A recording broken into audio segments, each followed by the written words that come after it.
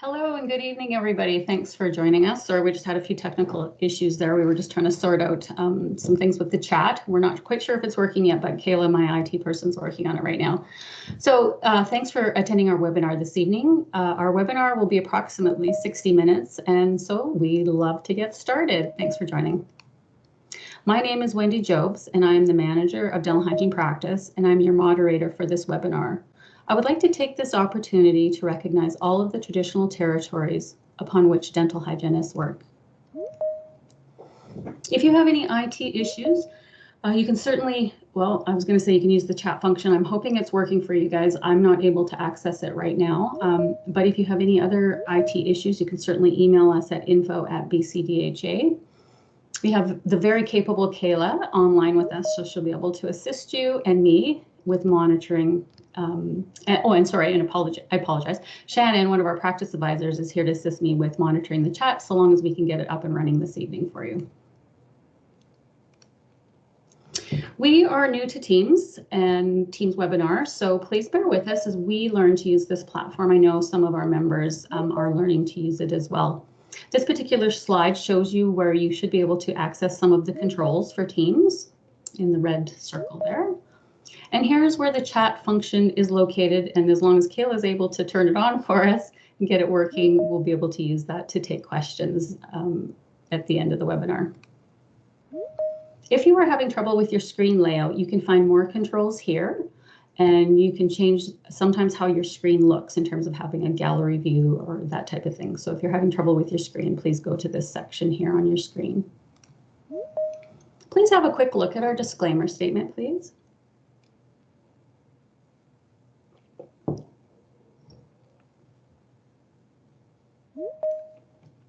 Just a reminder that you must log into your CDHBC online learning platform and add this activity to your QAP. BCDHA has started to offer CE Education member verification forms, big title. This is a fillable PDF. Excuse me. The link to this form will be sent to you in an email prior to the end of the webinar. Once you receive the post-event email, we ask that you complete our survey and then access the verification form. I also suggest that you keep registration information, your notes, and any documentation that would reflect your learning. CDHBC has also made it possible to upload electronic documents so you can scan and house this kind of information directly in your online profile. A very large reminder, please do not send BCDHA or CDHBC your verification form. This form is for your records only. Remember that the suggestions we make for CE credits are just that. They are truly, truly only a suggestion. It is up to each member to decide how this event best fits in with your own professional development plan. So how will our webinar work this evening? During the webinar, we'll be covering the topics listed in the objectives that you can see on your screen. We'll be talking about healthcare threats, identifying inequalities around the globe and close to home, and how can the dental hygiene profession step up to the challenge to meet some of these things that we are experiencing and will continue to experience for the foreseeable future. This evening's event will be a Q&A format with some time at the end for our attendees to ask some additional questions. Keep in mind that it is 3 hours ahead of us for Dr. Stephen Hoffman as he lives back east, so it's very, very late for him. We didn't have to twist his arm too strongly to get him to come and meet with us so late, but so we really appreciate him showing up. So without further ado, and Stephen, if you can pop on your camera, that'd be great if you can join us. I will introduce our presenter and we'll get started with public health crisis, health threats, and how dental hygiene can support an equitable, sustainable, and resilient recovery from COVID-19. Dr. Stephen Hoffman is the scientific director of the CIHR Institute of Population and Public Health at the Canadian Institutes of Health Research, the Dadali Distinguished Chair in Global Governments and Legal Epidemiology, and a professor of Global Health Law and Political Science at York University. Stephen, you said read the first sentence, but the first sentence is really long. Okay. The director of the Global Strategy Lab and the director of the WHO Collaborating Center on Global Governance of Antimicrobial Resistance. Thank you. And I'm going to stop sharing my screen here so that everybody can see that both of us, sorry, I'm just trying to get organized here. Thanks, Thank you very much. We appreciate you coming and speaking with us. Very happy to be here. And yeah, no, Wendy, the first sentence was all that was needed. It's long enough, as you said. So no, I'm really just happy to be here. I think we're going through some really extraordinary times with the pandemic. Dental hygienists have been at the forefront of this, of the response in so many ways. So just really happy and honored to have been invited to be here. Yeah. Well, I did that intro, and you have a lot more credits to your name that I didn't speak to. But can you tell the audience a little bit about yourself and your background? Sure, yeah. So by way of background, so I kind of have two roles in the sense. So I'm a professor of global health, law, and political science at York University. In that role, my research is very much focused on how can countries work together in order to address health threats that transcend national borders. So there's lots of things that spread irrespective of no matter as large of a wall as we might want to build between countries, there are lots of things that just spread. Viruses, for example, so viruses don't carry passports. We've seen that very much with COVID-19. But there's other things that also spread irrespective of borders, things like health misinformation or gossip or things like tobacco. Also because it's trade and products. So my research is very much focused on how can countries work together to address these kind of threats. In the past, a lot of my work has been focused on pandemics, which has meant that, it's actually quite interesting to research pandemics, less interesting to be involved in responding to one, of course, but that's been something that my past research has focused on. But my second sort of role is, as you mentioned, Wendy, I work also for the Government of Canada, for the Canadian Institutes of Health Research, which is the government's health research investment agency.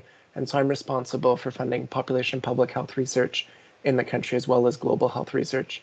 It's quite an honor to work on behalf of Canadians. And during the COVID-19 pandemic, a lot of our efforts have been around mobilizing research as fast as possible so that earlier efforts that are going on to respond can inform and that we can learn from them and inform later actions. And so I think that happens, of course, within the different health professions within our country, but also it needs to happen from a policy perspective, from a social perspective. Yeah, yeah, many challenges everybody's facing, and thank gosh for public health. I think we've all seen the importance of public health research and measures and to help drive policy. For sure. And I think that this pandemic has really highlighted that we have a lot of heroes in Canada and people around the world. I mean, certainly when I think of this pandemic, I think of really well, there's so many different kinds of heroes. It's every healthcare professional in this country that's going to work, that's making sure Canadians are safe. They're heroes. It's everyone involved in public health, whether it's the folks who are leading the charge, who we see on TV every day, or if it's the people who are doing contact tracing or running the IT systems that are needed for that response, whether it's people who enable us to buy groceries at the grocery store, whether it's anyone who's trying to make sure that we can live and as normal and our kids can get schooling and such. So, and then of course the scientists who've been racing to develop vaccines and other kind of treatments and such. This has been a time I think where there's been lots of heroes, lots of challenges, but a lot of people stepping up to the plate. Yeah, no, fair enough. My second question for you: what do you already know about dental hygienists, and what would you like to know about the profession? Yeah, so Wendy, you're putting a knowledge test, but that's okay because I came prepared. So, so one thing I do know, I know that dental hygiene has been a recognized healthcare profession in Canada for over 50 years. I know that there's 30,000 dental hygienists in Canada. I also know that a lot of people accidentally think only of their dental hygienists as about only like immediate cleaning or removing plaque and tartar in the mouth, but I also know that the scope of practice is a whole lot wider, whether it's applying fluoride, whether it's reviewing x-rays, screening for oral cancer, counseling for diet. referring to other healthcare professionals. And I also know that during this COVID-19 pandemic, we've asked a lot of our dental hygienists in this country. I mean, not only, of course, have dental hygienists been asked to, well, put themselves at increased risk in the sense that I think there's very few healthcare professions that get that close to their patients' mouths and such. Well, get that close to their patients at all. And of course, dental hygiene is not a profession that can be, probably most of it cannot be practiced virtually through MS Teams or Zoom. But at the same time, I also know that through really effective infection prevention and control measures, that there's actually been very low rates of infection in the dental context. So a lot of people are doing a lot of good, and a lot that's right. I think I also know from my, I used to work at the World Health Organization for 3 years, and my office in Geneva was beside the oral health unit at WHO. And I remember talking with my office mate, or the person at the office next door, and I found out that actually the World Health, at that time, that was over a decade ago, the World Health Organization's oral health team was one person for the world. And so for me, both shock, but also recognizing how much we forget how important our oral health is and how important dental hygienists are for that. If we don't have good oral health, it's difficult to eat. It's a source of infection, pain, stigma. And so I was really surprised to hear that was only one person at WHO.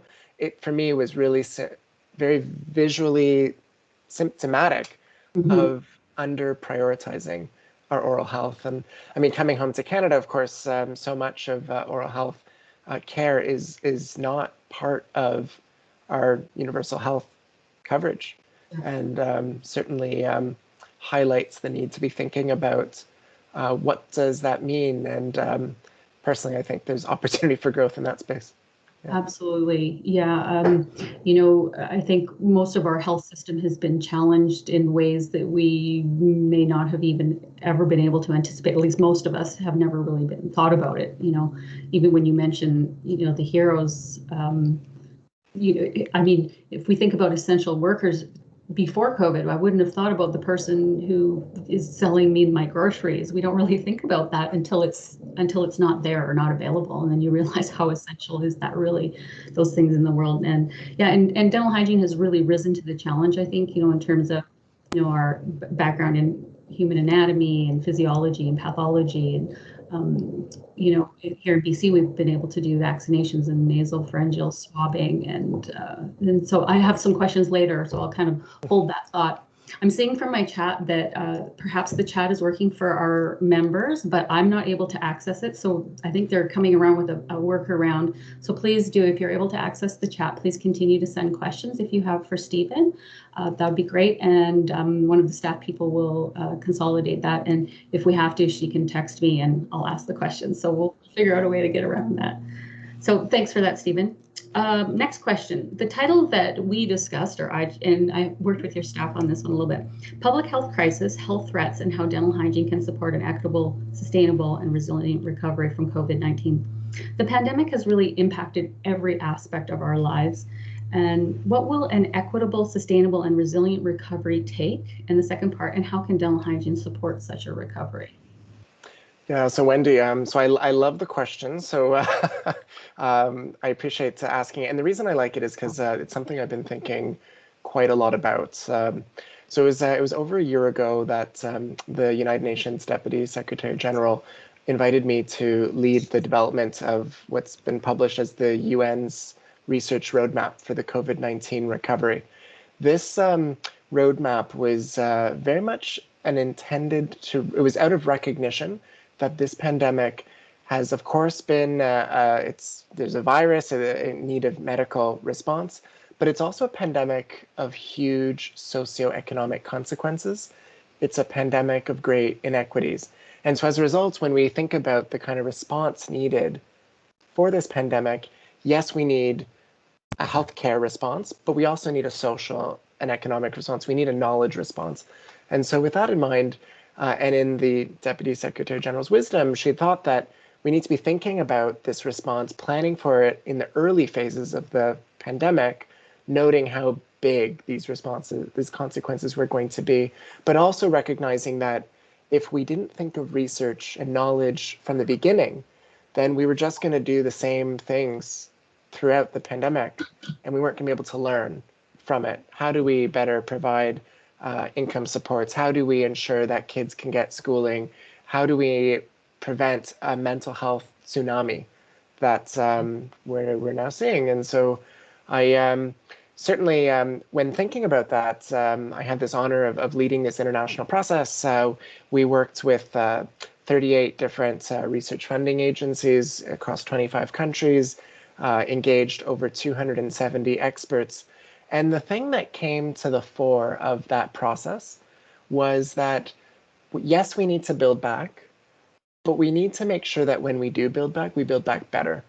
Because actually, the world that we lived in before this pandemic, it actually wasn't working for everyone. And it certainly wasn't sustainable. And as this pandemic shows, it certainly was not resilient to the kind of threats, natural disasters, viruses, whatever kind of crises come our way. The world was not ready to address them in a good way. And so in that respect, that became sort of the key focus of this UN research roadmap for the COVID-19 recovery. It became about how do we ensure that, yes, when we respond, that our response, our recovery is more equitable, that it's more resilient and more sustainable than our world was before. And in that respect, what it really highlights is that we kind of have a choice during the COVID-19 recovery period that's ongoing and will continue for quite some time. Do we kind of go back to the way things were? And the advantage of that, and there is an advantage, you can tell though that's not my preferred option. But the one advantage of going back to the way things were is that we know how it was because we've been there before. And we can just kind of go back to the way we were doing business as usual. But that's not satisfying for all the reasons I just mentioned. It's not the kind of better world I think that many people aspire to help create together. But the challenge, though, with creating that better world is we actually don't know how to do it. I mean, we know lots of stuff, and so I'm not suggesting we don't have the next steps to act, but we don't actually know a whole lot about how to actually get there. And so from that perspective, that's why this research roadmap was so important, and it provided a bit of a steer about the kind of areas where knowledge is needed. And just to give, I mean, for those who are interested, the document, it's published on the United Nations website. You can just Google UN Research Roadmap COVID-19. It'll be the first hit. But just to give sort of the summary, really was emphasizing around our health system. So our health system is critical during a pandemic. It's going to be critical after pandemic. All healthcare professions play an essential role, of course, in ensuring that our health systems are there for when people need them. Second, it was about social protections, recognizing how vulnerable population society is to these kind of threats, means that we need structural supports, we need community support, so that, again, when things happen, there are those supports for people when they need them. The third was around an economic response. This is out of recognition that we need a robust economy in order to fuel a prosperous future. And we don't just need economy in terms of a size, we need that economy to work for everyone. We need quality work, we need decent work, we need livable wages. And so that became a central sort of third bucket of work.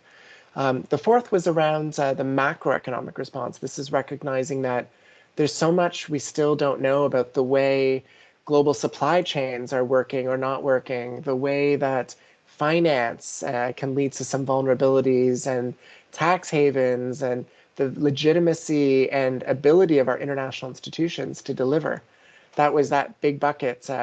I guess a little far removed from our day-to-day lives, but actually not when there's no longer toilet paper on the shelves of a grocery store, right? As we saw at the beginning of this pandemic, right? So it does end, those things end up hitting us very directly when they stop working.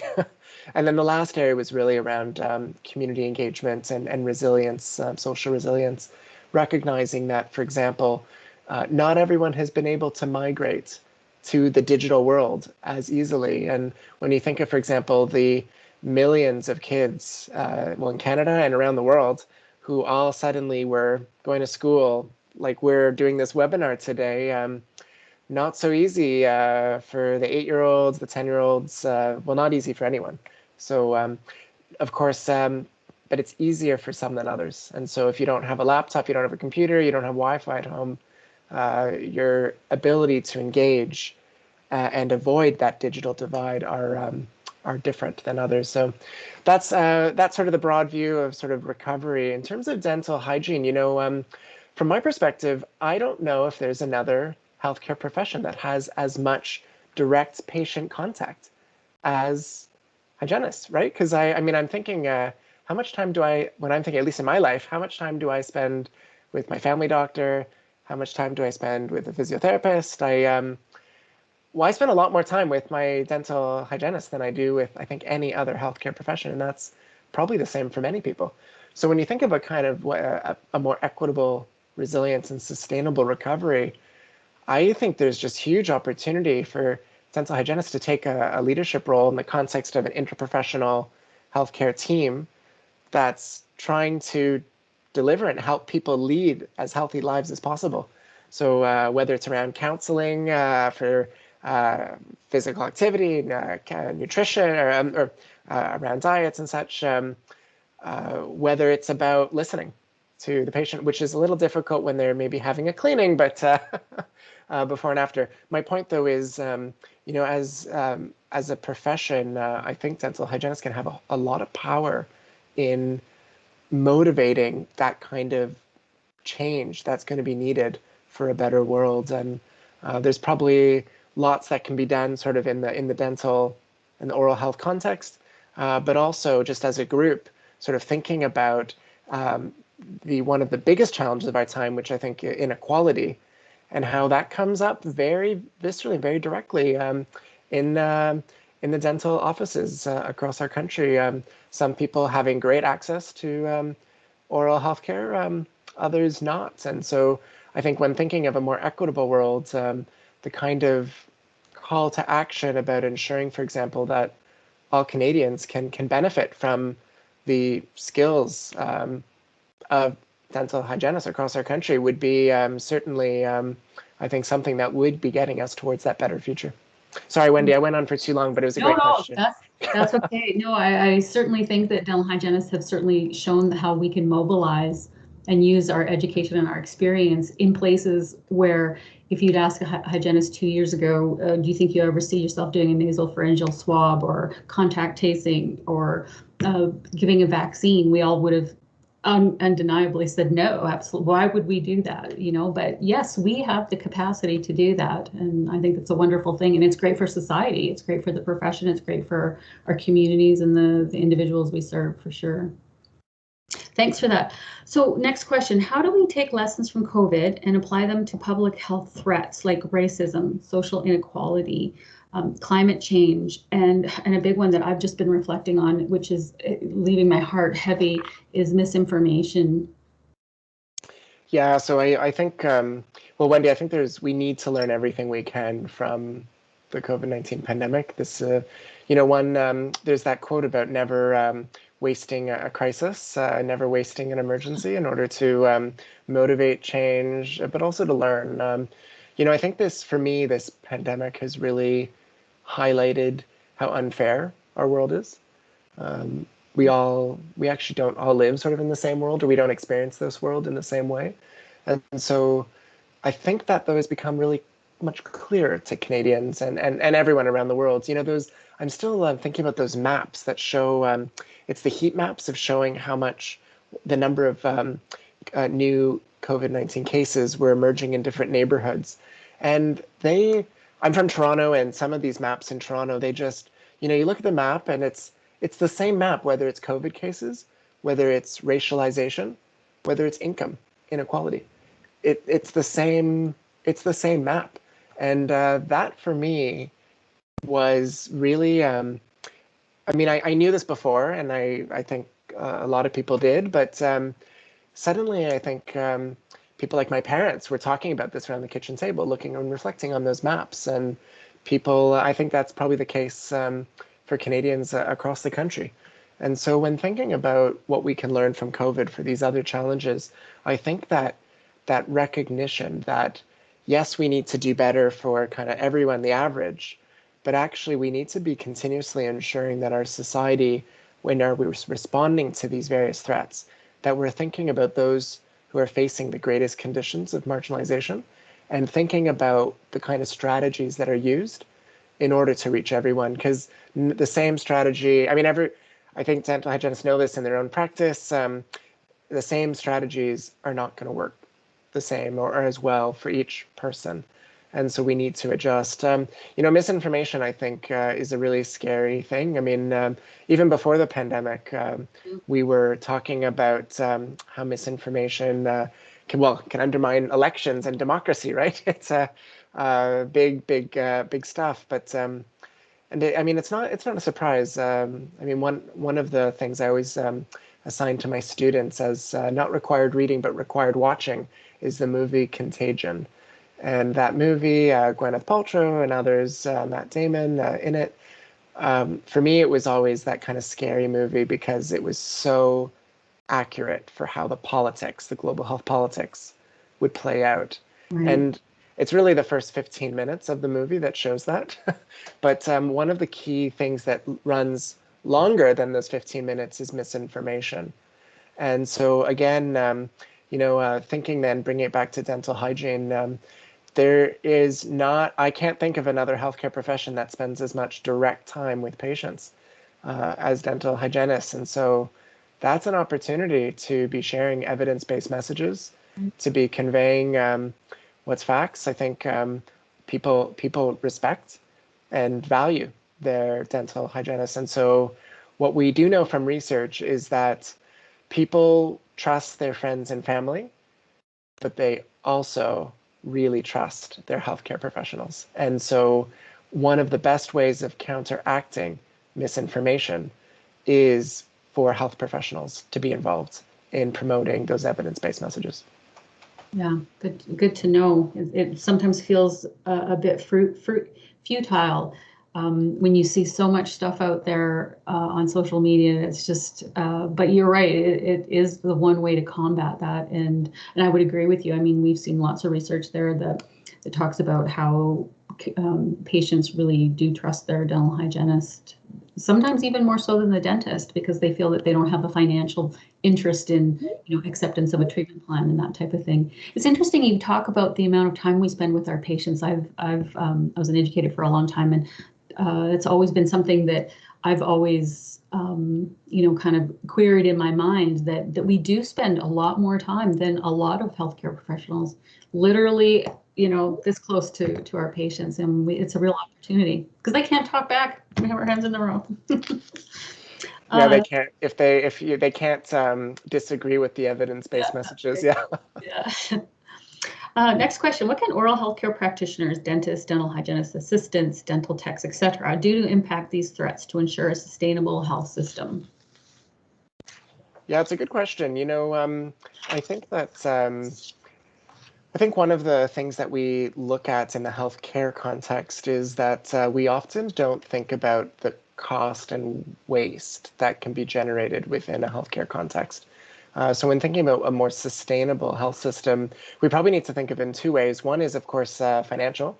We need to make sure that our system can be afforded, and there's no better way of reducing healthcare costs than to promote prevention of problems, which, for example, I'd much rather see my dental hygienist more often and see the dentist less often because of the hoping to avoid the problems that for which I would need a dentist to treat. And so that's not only then better for patient care and better for health, better for well-being. It's also a cost thing from a society perspective. We make choices as to what we invest in, and do we invest in healthcare? Do we invest in education? Do we invest in parks and housing and transportation? And so the more that can containing cost. I think it actually becomes sort of a social imperative from that perspective. Of course, though, I'm all about investing where those investments need to be made. But then when it comes to environmental sustainability, I don't have the exact figures in front of me, but the healthcare systems around the world are responsible for a surprising amount of greenhouse gas emissions. It's not directly, I mean, no, I don't think there's smokestacks yeah, outside of dental offices, but it's the waste, it's the products that are used, and all of the emissions that then get generated in the production of often one-time use things. And not suggesting we don't use those one-time things when that's what's best for infection and prevention control, but certainly to the extent that we can green our healthcare system, that'll be a really important piece of having a more sustainable health system. Yeah, I know the dentistry and medicine in general, or any type of healthcare delivery, especially, when we move to the gowns and the face masks, and I mean, dentistry has always worn lots of PPE, so that's very typical for us. It wasn't that big of a stretch for us, but yeah, there is a lot of waste in terms of environmental impacts and being socially conscious about those impacts. And Yeah. it's a challenge. It's a balance, right? Keeping people safe, but also trying to create a place where we have a future in which to provide healthcare to people, that we don't destroy our world, right?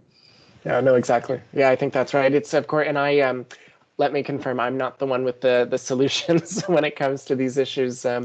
I'm just, I think I'm happy to be one additional voice highlighting that I think anyone involved in the healthcare system has a role to play in thinking about how do we make our system just that much more sustainable. Yeah. Okay, this is a big question. We know that dental hygienists are not traditionally seen as leaders in global health and primary care. And I mean that both from the health system as a whole, other healthcare professionals, and the profession itself. And I think sometimes we're our own worst enemy in that regard. We know that the dental hygiene profession is grounded in evidence and prevention. We also know that what is happening inside a person's mouth is connected to their overall health. You alluded to that at the beginning. So I see this really huge gap or cavern between what dental hygienists think they are and what they could do to take on a more prominent role in primary care. How do we, as a profession, change our culture so that dental hygienists start to see that they can play a more significant role in this system? And how do we encourage leadership that pushes us to think outside the traditional dental hygiene roles and change the global health system? I pose this question to our audience, to our members as well. What do you think our members, I want our members to think about solutions. And I know I can't see the chat, but staff is monitoring it. I can see lots of blinging back and forth. So please give us your solutions if you have any, because I'd love to hear them. And I'd love to hear Stephen's perspective on that in terms of changing the culture and how do we have an impact on that? Yeah, so Wendy, I think that we need to. So I think first of all that does need to change in the sense that so I'm a global health person. I've been working in global health for quite some time. I guess almost 2 decades, almost 20 years. And I think what's key is that all healthcare professions have a really important role to play. As I mentioned throughout this webinar, we live in a very unequal world. I mean, in Canada, there's those who have access to oral healthcare and those who don't. When you think then outside of Canada, when you think in low and middle income countries, the vast majority of people do not have access to quality oral healthcare, if any oral healthcare. So in that respect, trying to, I think it's clear that everyone, especially dental hygienists, have a key role to play in thinking about how do we promote global oral health.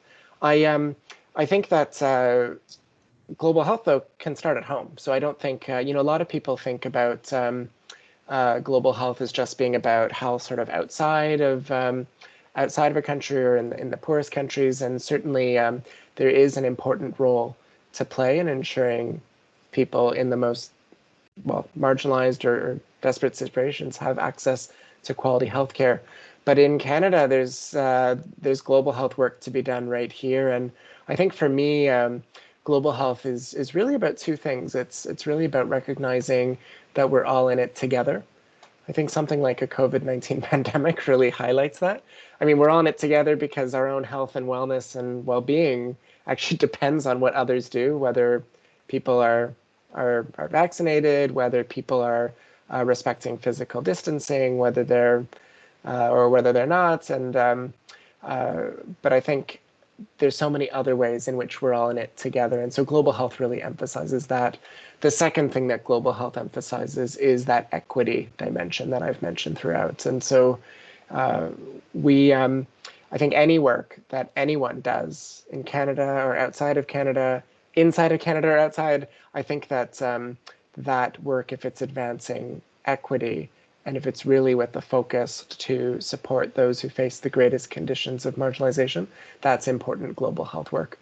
The other thing I'll just flag is I think that when it comes to health issues, there is probably no stronger voice than healthcare professions who are working with their patients to demand change and action. And so to the extent that dental hygienists can come together through associations like the BC DHA, then and really support calls for whether it's Canadian engagement or any countries or any population's engagement in these global issues that affect all of us. That I think is really important and something we can all do more of.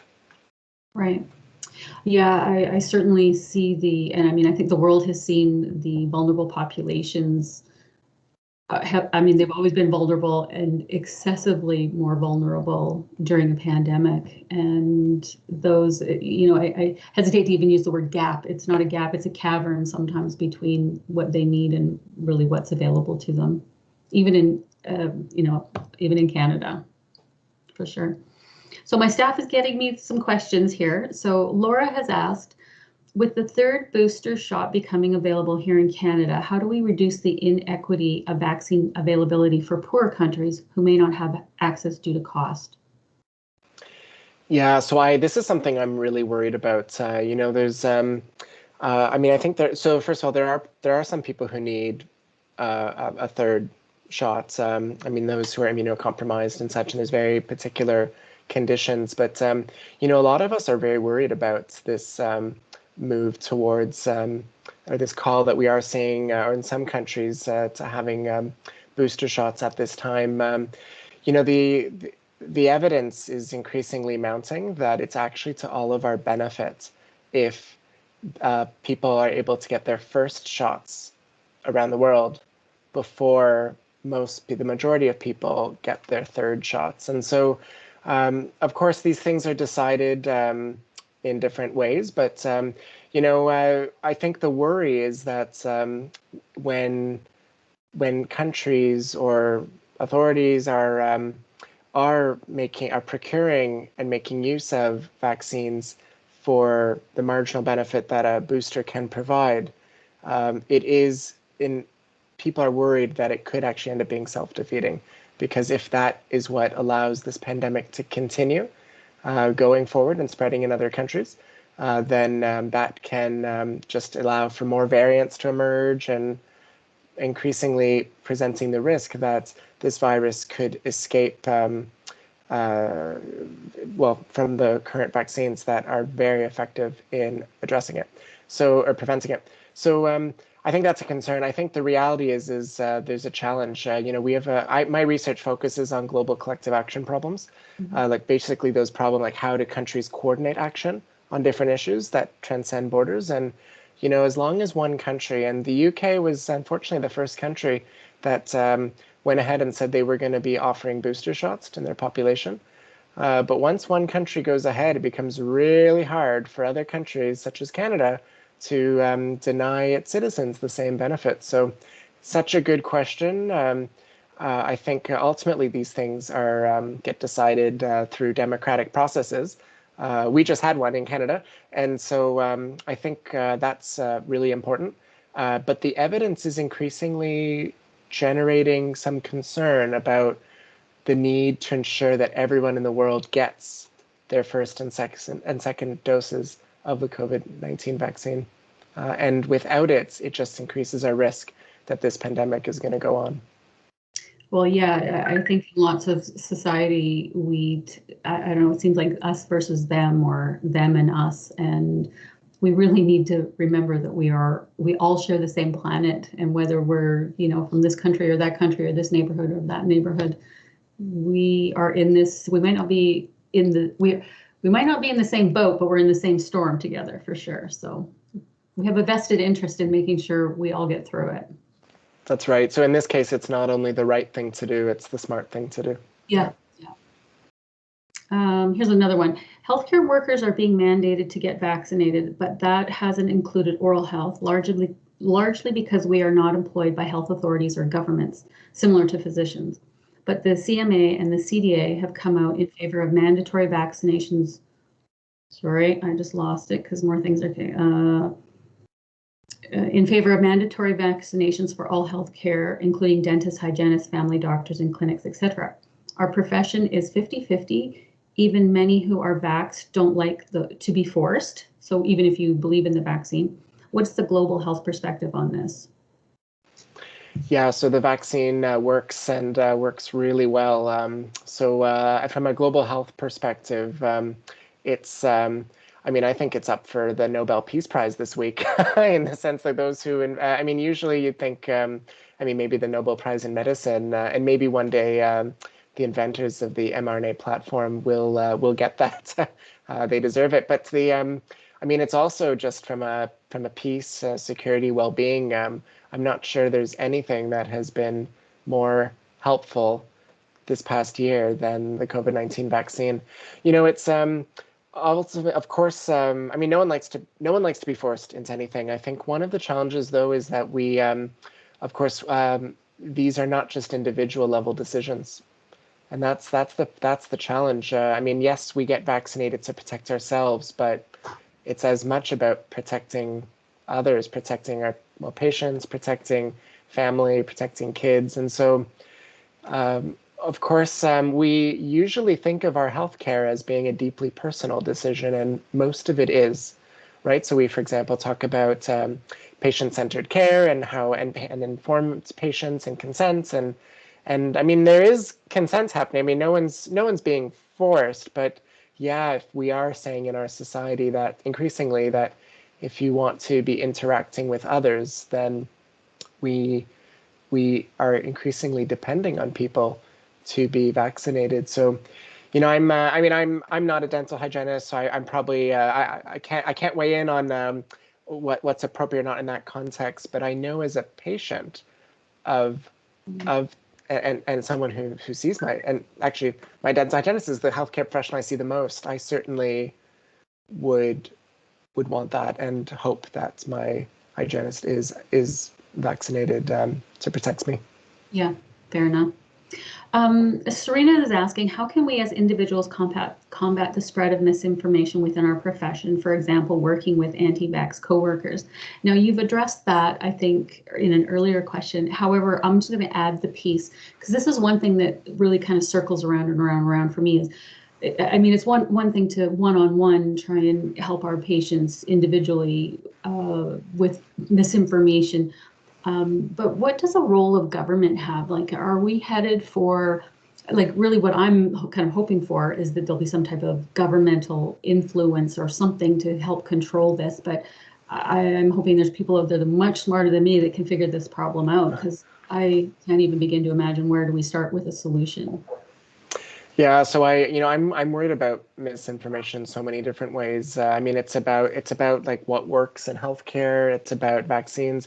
It's about our democracy. And increasingly with technology like social media and video editing, it's becoming increasingly hard to tell what's real and what's not. And 10 years from now, it's probably going to be even harder. So I um I think that's a challenge for healthcare, right? I mean, so much of the last sort of 2 decades, 3 decades has been focused on evidence-based healthcare and how do we ensure that practices that are done in the healthcare system are based on evidence. But it can become really hard if there's misinformation and if patients are coming into and experiencing and interacting with the healthcare system with some very strongly held beliefs or views or facts that are actually not facts or Yeah.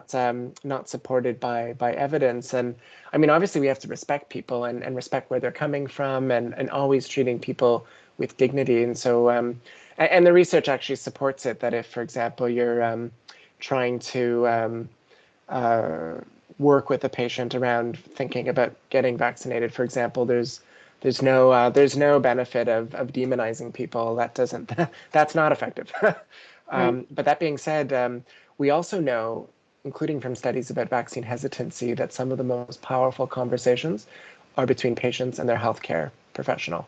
Because, as you said, Wendy, healthcare professionals are trusted, and they are trusted for their health advice. Now, people also trust their friends and family, and that can sometimes be a problem, especially problematic when they're trusting social media, which can be an amplifier of just bad information, particularly because it's so much easier to send wrong information than it is to actually debunk it, right? Think of the energy level to send off a false tweet. Think of the energy level for a public health authority to counter it. And Combat that. it's a energy asymmetry that resource asymmetry that makes this problem likely one that's impossible to fully tackle, Right. other than building up health literacy. And so I think all healthcare professionals have a key role to play in informing their patients, and even if it's at merely getting people to ask questions. Yeah. And if it's about sharing resources, sharing trusted links, that itself is the start of something important. Right. Watched a couple years ago a webinar put out by Harvard, and they were talking about digital pandemics, and it's never been more close to home when I think about that. And that was long before COVID was even a thought in someone. Yeah. Elena is asking, do you know what the percentage of globally double vaccinated people are? I don't know, but by the time I answer this question, I think I can answer it by Googling it. It's one of the amazing things in this pandemic that we don't recognize or don't think enough about is how different our response is this time as last time. So, for example, I've just found it. So, usually in the previous pandemics, basically 18 months in, we wouldn't even dream of having a vaccine. We wouldn't even dream of having data to be able to tell you now that 34.5% of the world has been double vaccinated. And then an additional 12% has had a single vaccine, has single dose. We're trying to do something we've never done before. We're trying to fight back a pandemic. In the past, our efforts have been very much focused on trying to mitigate the consequences. So even thinking of H1N1, thinking of SARS, really those pandemics were allowed to spread to their natural evolution. Now they weren't as bad as what we're experiencing today, but we also don't fully know about those other ones because this is the first time we have, for example, the genomic sequencing that we can be able to identify the virus, be able to right away start to develop vaccine candidates, run them through robust clinical trials. And so I think the question I know is a very simple one about vaccine coverage, but I'm using it as an opportunity to highlight that this is the first time ever that humanity is trying to actually stop a pandemic in its tracks. And it's because of data like the fact that we're tracking vaccine coverage or COVID cases. It's like the fact that we have these vaccine platforms that have been in development for a couple of decades that we were able to quickly deploy for COVID-19. It's because of the healthcare professionals who are working around the clock to make it all happen. So that's new, and we've made mistakes. Everyone's made mistakes during this pandemic. We've learned a lot, and I think what will be key, of course, is getting through this pandemic, recovering better, and then making sure that for the next pandemic we're even better prepared. Because unfortunately, there will be another pandemic. We used to talk about this as a 1 in 100 year event type of thing. But actually, these kind of risks, the risks that lead to pandemics are intensifying. So what used to be a 1 in 100 year event is probably today more like a 1 in 20 year event, 1 in 30 year event, unfortunately. The good news, though, is science is evolving, science is accelerating. The kind of tools we have in 20 years from now and 30 years from now will be a whole lot more advanced than what we're able to make use of today. Just like what we have today is so much better than what we were able to do when responding to SARS 20 years ago or H1N1 10 years ago. That sounds very hopeful. It gives me some solace. Sorry, Wendy, I think I scared you when I said 20 to or 30-year events. But there is the silver lining is science, it's knowledge, Fair it's enough. research. Yeah.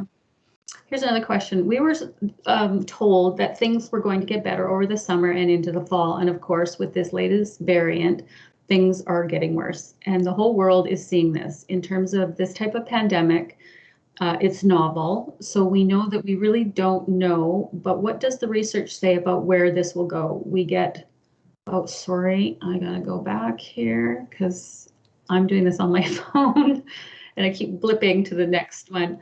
Where does the research say we will go with this? We get some who say we're doomed to much worse waves, wave after wave.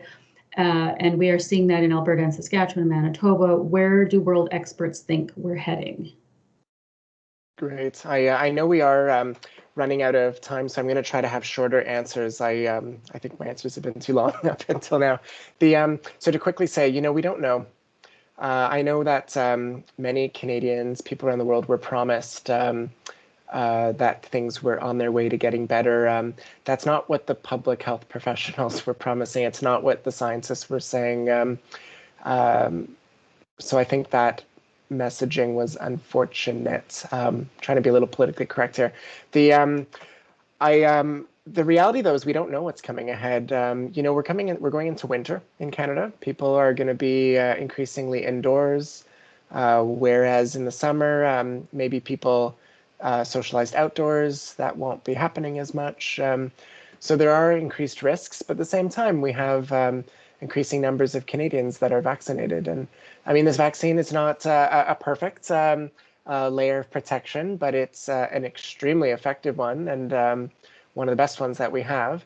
And so those two forces kind of pull in opposite directions, right? So we don't know where this is going. And the biggest wild card, though, of course, is, are there going to be new variants? I mean, I remember in February 2020, so this is before most Canadians had ever heard of COVID-19. In fact, actually, it was the day that COVID-19 got named. I was in Geneva at the World Health Organization helping to advise on the response. And already at that time, we were talking about variants. We were talking about, how much is this virus going to evolve? And at the time, there was hope that maybe it was a relatively stable virus because the early, very few cases in the month of January 2020, we're talking about there were 100 cases in the world at that point. It hadn't evolved so much over the course of those 100 cases. And so the thinking was, maybe we're lucky that this would be a stable virus. That hasn't fully been the case. So alpha variant, beta, gamma, delta, are we going to get, how many more variants are coming? And I think this unfortunate reality is, I remember when WHO created this system for naming variants and after the letters of the Greek alphabet. And I remember asking a colleague, do we have enough letters in the Greek alphabet? And I know that's a bit of a scary thought. The good news is that not all variants are actually worse. So they're not all, Delta was a significant worsening of the original virus. They're not all like that, but it's what we have to be worried about. And so, yeah, we don't know what's coming up. And it really points to the need for global equity when it comes to vaccination and other countermeasures, because the best way of getting this pandemic to end is to have it end everywhere. Right. Absolutely. Well, we're approaching 8 o'clock, and as promised, I'm trying to get you off so that you can head off to bed because I know you have a busy day tomorrow. I really appreciate you coming and chatting with us and helping us understand a little bit more about the global impact of this pandemic and what we can do to mobilize and how we can kind of assist our members. Thanks to my team in the background there. Sorry for if there was technical difficulties, and if you couldn't access the chat, all those things, the world of technology has made so many improvements. I can't imagine, 5-10 years ago, us trying to do these types of things. So thank you very much, Dr. Hoffman. We really appreciate you coming and chatting with us. And we're going to let you sign off for the evening. Great. Yeah, no, thanks so much for having me. It was really great to be here. And a big thank you to all of your members. I think that we need the profession to be putting that clarion call for that better recovery after this pandemic. So just a big thank you from me and for all the work that everyone is doing. Thank you.